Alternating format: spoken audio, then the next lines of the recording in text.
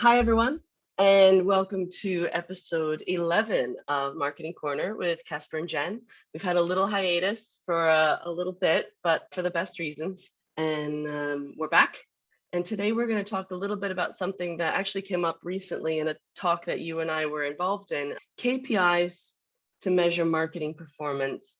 And this is something in my career comes up a lot because oftentimes KPIs that work for marketers don't always work for the board or work for investors. And it's really, sometimes you're at an impasse, right? With what we can actually measure, with what we can control, and with what will drive business and kind of what the higher ups really want to see. So Casper, you were saying a few interesting things off air about the KPIs and what you do for your team. So maybe you could talk a little bit more about that.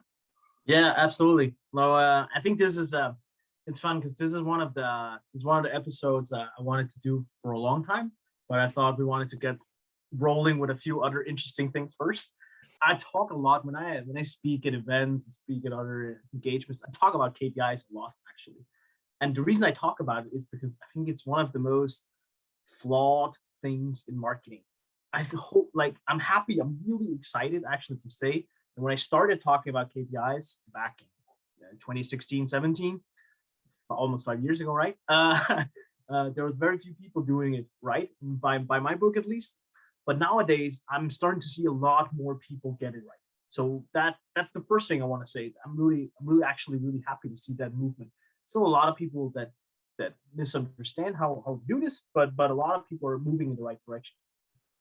So I think overall, what the core takeaway you should get from today's episode is that marketing should be tied directly to revenue. Just like everything else, just like sales is tied to revenue, outbound department is tied to revenue, then marketing should be tied to revenue. So if you're having a setup today that's just based on purely MQL, SQL setup, it's like marketing qualified lead as sales qualified lead, that typical HubSpot fashion way of doing it, old school, not old school, but like it works. Don't get me wrong, but it definitely has its flaws. Then you're probably missing out if you're not tying that directly to revenue. So to answer your question, and get to what I do, maybe we can start there. Then what I do is I measure all marketing performance based on an ARR perspective, so annual recurring revenue perspective.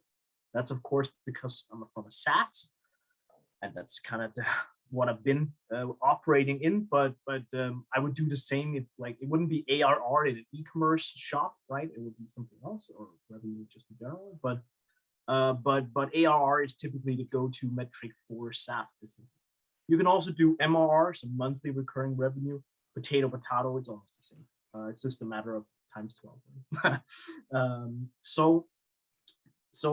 The actual metric that you typically, the problem for a lot of companies, as I see it, is that they can't tie it to revenue because their sales cycle is so long.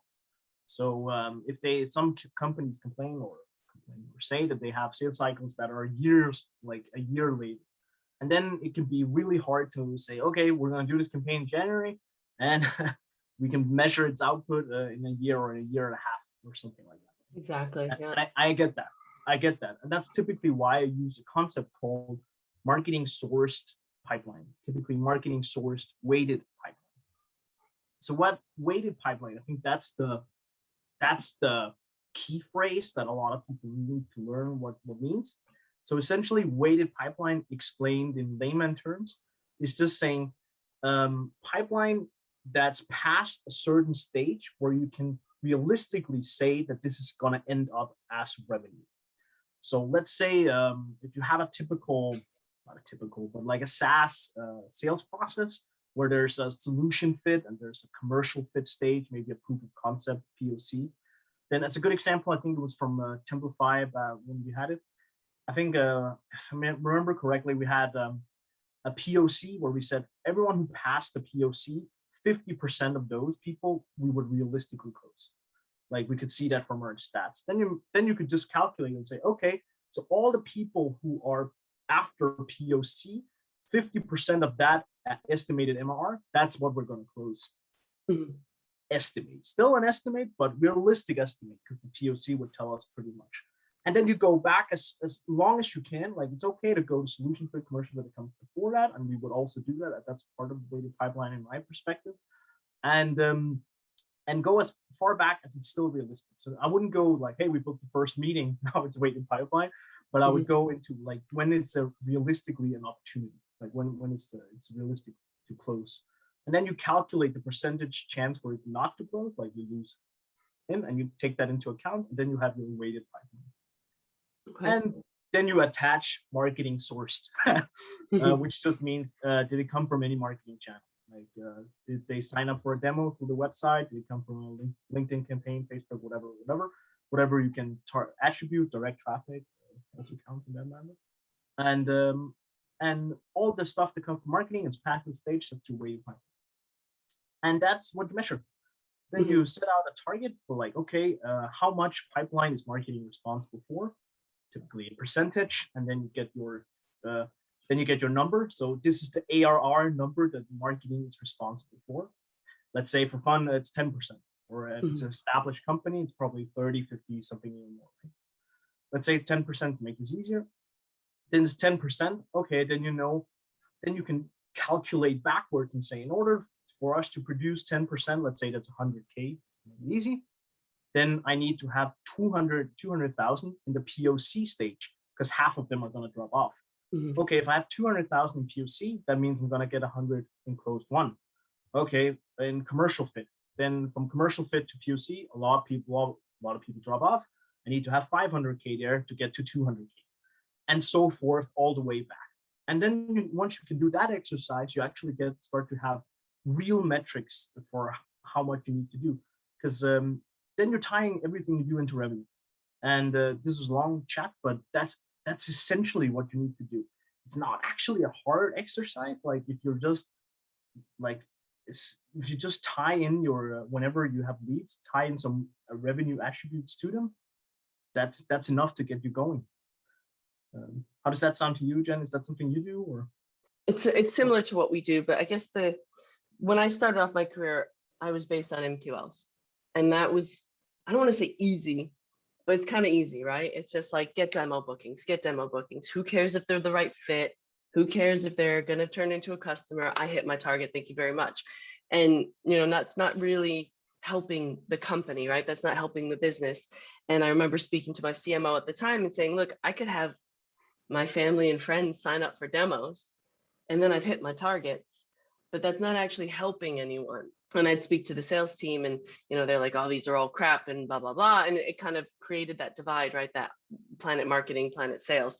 So we moved over to sales accepted leads as a target. And that was a bit better, right? Because then at least it's something that sales want to talk to. And that was at least a good aim for us, right? That gives us something to aim for. Because what I think KPI should be is, right, like something we're aiming to get, not kind of looking back and going, okay, we didn't hit it that time, maybe next time. And so ARR is great, but like you said, we have a really long sales cycle. Sometimes it's up to 18 months. So it's like, okay, this could potentially turn into something, but how do we know? Then we can attribute it to marketing. So it's still something that we're trying to finalize. I think I've been really lucky that every job I've had, my managers have always asked me, what do you want your KPIs to be? And then we kind of meet in the middle, right? They tell me what they want to see, and I go, I can't help with that. Like they wanted one time, I remember one of the KPIs that was proposed to me was people showing up for meetings. I can't, Okay. you know what I mean? Like I can't make them show up. I can give you a really good lead, so sometimes it takes a little negotiation. But actually one of the two issues that I've run into that I wanted to highlight, because I don't have an answer for this. One, when you have people on your team who are predominantly branding, content, what KPIs do you give them? Because they're not really going to be able to tie what they do into revenue. It could be a touch point along a journey of, like I said, it could be up to 12 months, multiple touch points. I mean, we've had customers who've had 84 different touch points throughout their journey, the sales cycle. So what do you give them? Your content people, your PR people, your comms people. One of the things I talk about, particularly with my content team, is one KPI would be, getting X amount of content out. So that's kind of a goal that they should try to achieve that's manageable, but also keeping us relevant. And then the other would be traffic and hits. If you have an SEO person, we also do SEO rankings. How do we get higher rankings? How do we get more backlinks and stuff like that? But Casper, what do you do with people who are maybe not so revenue driven, but their contributions are still a big part of the journey? I think that's a great question. And I think it's important to state that when I say when I'm revenue focused, that doesn't mean I don't look at other metrics. It just means that that's the end goal, the final goal. Mm-hmm. And that's what, like, I'm saying revenue should be the final goal, but there's a lot of supporting metrics, like revenue doesn't tell you that much about conversion rate right now, right? Like, and conversion rate, is that an important metric? Yeah, absolutely. Absolutely, yeah.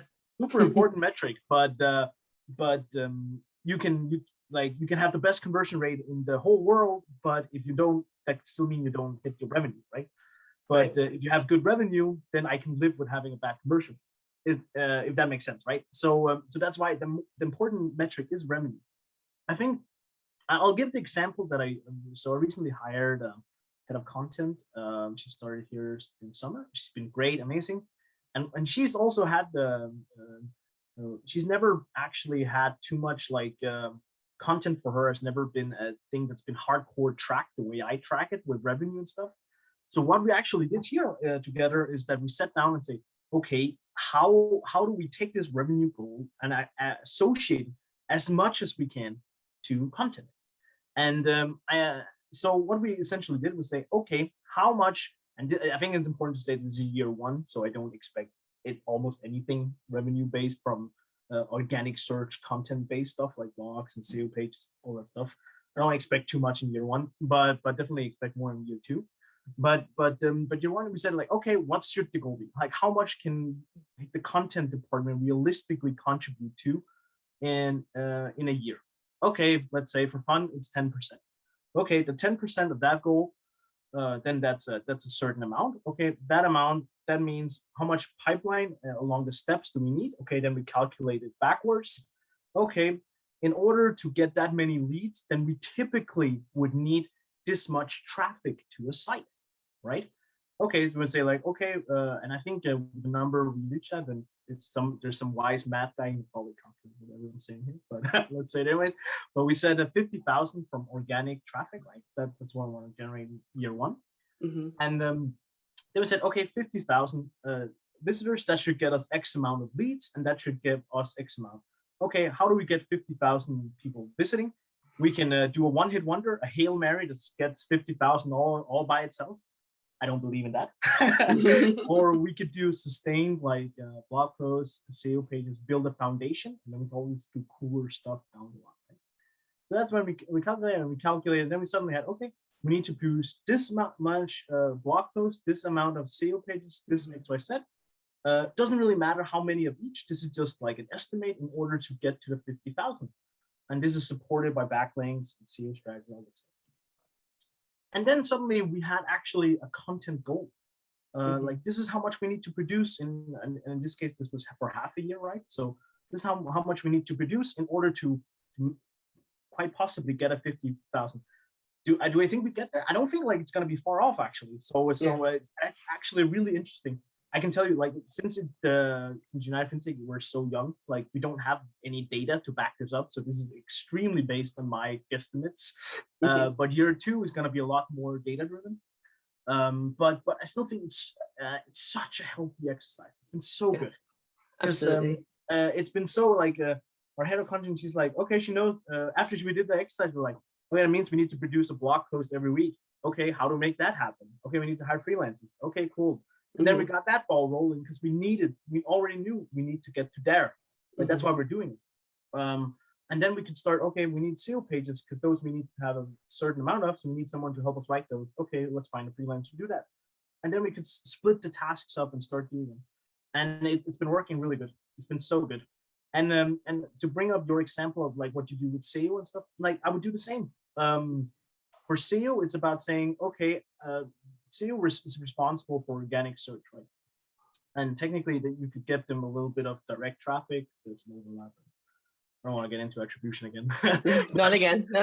Let's go into that haystack. But my point is, it's kind of the same thing. So organic search, you need to increase the traffic, and then SEO is a part of that. Content, on this overall theme, and SEO for me is a leg of that.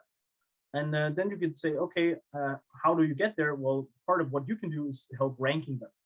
So ranking will result in this amount of traffic. Okay, from ranking better, we can expect this much traffic. Okay, and then again we trickle down, right? So we're still revenue focused all the way in the top. Of course, we have to trickle down to something that makes sense on a daily basis. Something that I've done in previous presentations is the reverse calculation. So if you have your conversion rates, for example, from impressions to clicks, and then clicks, visitors to your website, how many of those become leads? How many of those leads become MQLs? How many of those MQLs become SALs? How many of those SALs become one? And so you need data for this, right? But if you reverse calculate that, so say, for example, you want 8-1 customers, right? And you know that you have a 30% conversion rate from a sales accepted lead to a 1 customer. So if you do a reverse calculation, to get 8-1 customers, you'll need 25 sales accepted leads. Okay, so what is our conversion rate from marketing qualified leads to sales accepted lead? Well, benchmark is about 40%. So that means we're going to need 63 MQLs to get the 25, SALs, to get the 8-1 customers. Okay, so how many leads become marketing qualified? 30%. So 210 leads, and so you keep working back and back and back. And this is an exercise I did actually with my social team, because we saw, okay, so how many clicks do we need to get those leads, right? Conversion rate usually is about 2 to 3%. We'll say 5%. That's 4,000 clicks, 4,000 visitors to this blog post, to this landing page. All right, and out of those clicks, how many impressions do we need to get those people to click? And if you do a 5% reverse calculation, 84,000 impressions to get those 8-1 customers, assuming that your conversion rates, stick. But it gives you something to aim for. And then I say to my social team and my content team, this is what we need to get. So get the social up and running, new content out, good designs, engaging designs, like how do we get more clicks? And so it kind of gives them things to aim for as well. Exactly. And I think one of the things, so we haven't done an episode on this, but I think it's on the to-do list, is talking a little bit maybe about growth hacking process.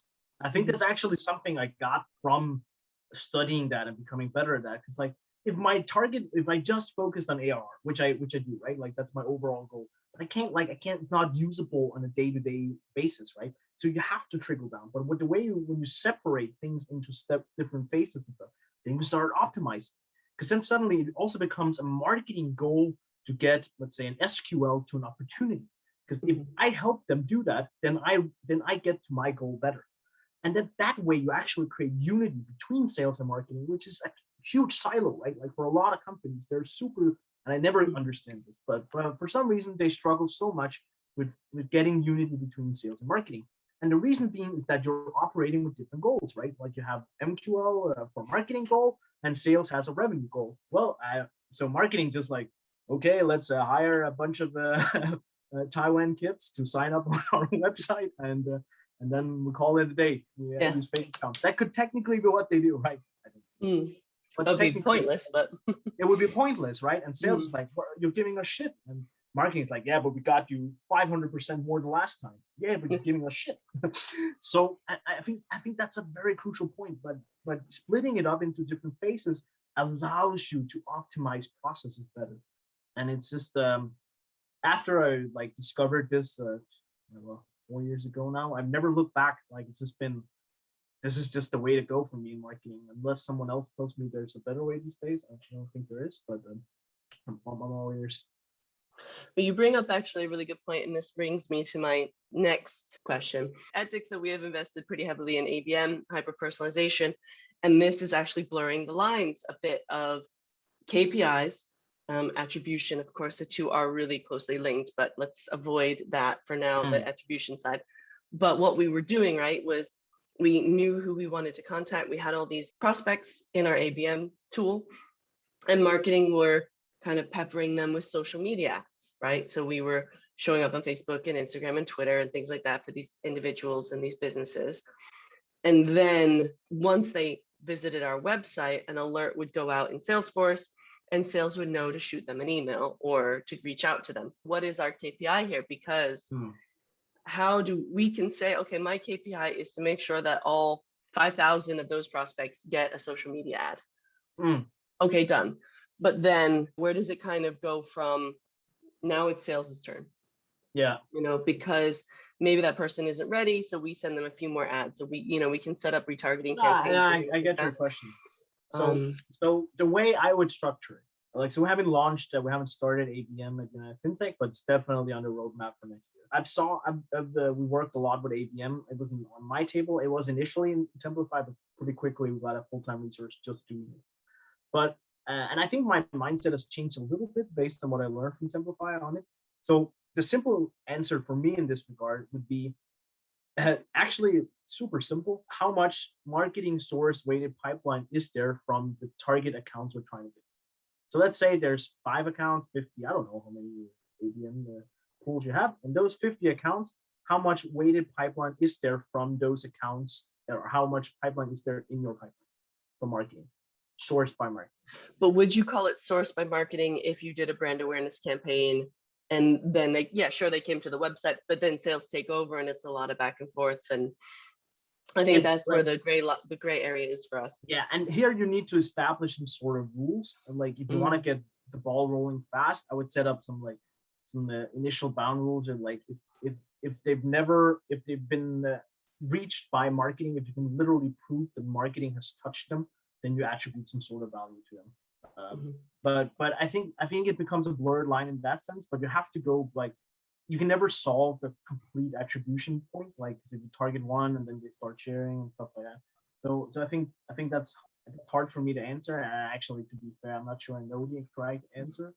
But overall, it should still be how much pipeline is generated from those companies and how much it's increased, right? So Yeah. since you started marketing ABM activities, how much pipeline has increased? Like, what's the increase in pipeline from the different ones? And another one that's really useful, particularly for ABM, is how long has the sales cycle, or how short is it? So one of our KPIs is shorten the sales cycle. So marketing can help sales with that. It's an interesting one because a lot of when we were trying to set up our KPIs for the ABM, so much overlap with sales, so much overlap. So it's kind of, it shows more and more that the case for blending sales and marketing and sometimes having them almost under the same umbrella in a way of like, our KPI is to help sales, give sales this much content, give sales these touch points, notify sales when someone has reached a lead score of X amount, or because it's very, very overlapped and becoming more and more gray. And when you have a setup where it's like, these are marketing KPIs, these are sales KPIs, and the two shall not combine, it makes it really difficult, because then you go, that's ours. Yeah, exactly. And I think that's my overall point with this, is that especially with ABM, ABM is a perfect example of saying, let's not focus on who gets credit for what here, right? Like, the goal is to close these 50 or 5 or 1 customer. That's the goal. Like, the point is always, like, I can't, like, unless you have a product where you can literally close it yourself, like, as a customer, then there's always sales involved. So like, sales is always involved. Sales is always the deal closer, right? Correct. And of course we can talk about credit and all these things, but that's not my goal. My goal is to close the customer, because that's good for the business. And I know that's hard to sell sometimes with stakeholders, and next topic. But well, exactly, because that, I totally agree with you. But then when I'm asked, okay, well, marketing, you want X amount of more headcount, how can we justify it? That's where you have the hard time, right? Because you're like, well, we have contributed with sales, and they're like, yeah, but sales are closing everything, so sales are going to get 12 people, you're getting no one. And it's the system is set up in a siloed fashion. I think I don't ever see myself competing with sales per se. Like, I'm not competing with sales. Like, I'm on the same team. I think you do the same. But when it comes to budget talks and stuff like that, from my perspective, you can become a customer or a lead through a variety of different things. Like, typically it's marketing or it's outbound. That's essentially, like, there's a few other things, but that's essentially it. So we are sources for a lead. Marketing is a source. Sales can very rarely be a source. Like, they can do their own stuff, but typically they're not a source, right? So outbound is a source. The BDRs of the meetings, that's a source. That's a source of meetings. Marketing is a source of meetings. If you increase the number of AEs, then you would also need to increase the same ratio on the other side of the coin in how you source meetings. Because if you increase AEs, they need meetings. They need more meetings. Like, how many meetings? We increased by 12 AEs. Okay, they can handle 25 meetings per week, or 20 or 10 or whatever. okay, then we need to generate a bunch of more meetings, right? Like, where does that come from? Either marketing or outbound, typically. I rather, like, if you want to talk about competition, I more view it as competing against outbound, because that's, for me, is a more pure source of meetings. I don't compete with sales, like I compete more with outbound. And it's more about what's the best ROI on the channel. Like, is it marketing or is it outbound? Yep. And I think that's a more fair competition when you talk about budgets. Then it's like, okay, we hired 12 BDRs. Okay, that amounts to this amount of money. Then I should get the same. And if I have a better ROI, I should get more money, right? I think that's a more fair, to me, that makes more sense, at least. That's how I typically feel about it. No, excellent points. I know we're getting close to time, so just maybe it'd be good to wrap up if you could share, say, your top 5 KPIs for your team. No, absolutely. So I think the overall goal is ARR or MRR. Like, it doesn't really matter which one you go for, technically. Just remember the difference. So ARR and MRR. And then the second one, which ties in, that's weighted pipeline. So marketing source weighted pipeline.